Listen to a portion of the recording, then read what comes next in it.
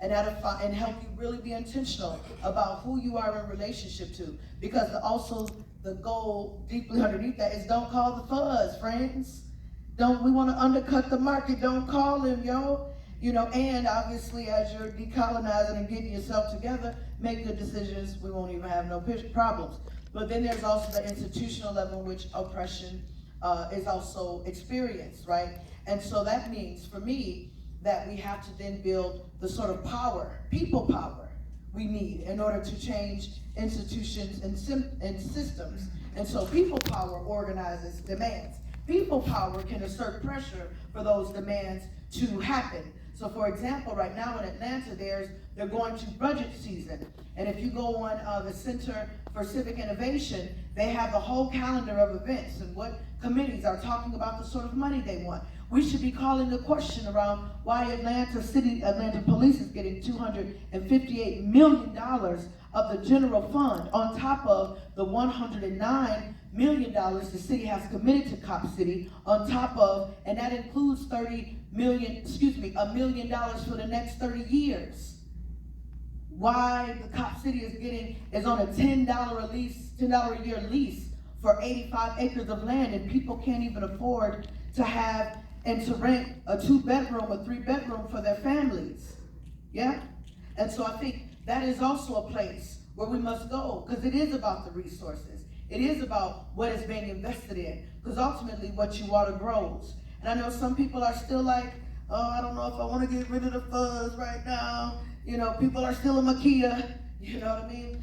Which is also super important. You must hold the weight of history. I have had my stuff stolen before, friends. Okay, we're not immune to what is happening. As I say, defund the police, when I say abolish the police, like I live in Southwest Atlanta, I know what time it is. I'm not ignorant to it, but I'm also very clear that this did not happen in a vacuum. And this will continue to happen under capitalism unless we do something about it. Unless we wage a generational struggle to do something different. Else we will invest and we will continue to look for quick solutions for large generational problems. So it's decision making, literally. You either gonna trade in your freedom for protection, and who said it? You don't deserve neither. If that is what you're willing to do. The police gonna protect my property. Police gonna protect. If you are willing to trade in our freedoms in order to get that, you don't deserve neither one. Neither one.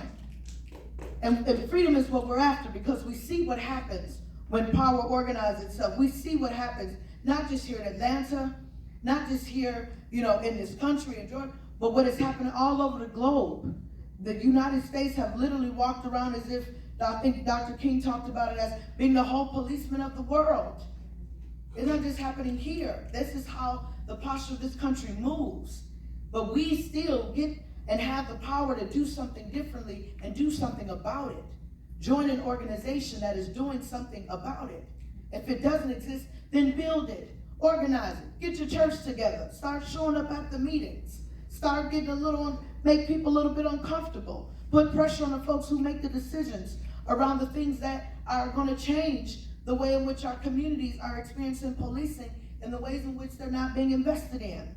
And you'll get your safety. It's going to take you a few decades, but you'll get it, but it ain't going to happen tomorrow. But we got to start somewhere.